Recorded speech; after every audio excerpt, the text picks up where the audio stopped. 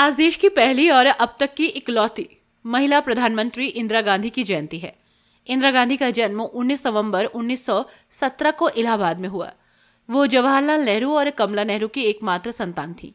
उनके पिता भारतीय स्वतंत्रता संग्राम के महान नेता और भारत के पहले प्रधानमंत्री थे।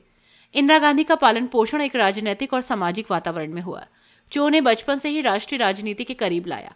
उनकी माता कमला नेहरू एक सशक्त और प्रेरणादायक महिला थी, जिनका प्रभाव इंदिरा पर गहरा था। इंदिरा गांधी का विवाह 1968 में फिरोज गांधी से हुआ, जो एक पारसी परिवार से थे। फिरोज गांधी बाद में सांसद भी बने थे और आजाद भारत के तुरंत बाद के प्रभावशाली नेताओं में से एक थे।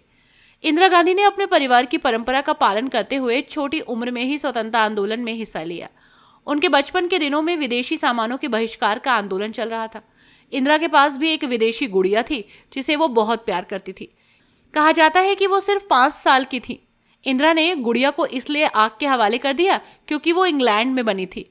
इंदिरा गांधी ने आज़ादी के आंदोलन के दौरान बच्चों की वानर सेना का नेतृत्व भी किया।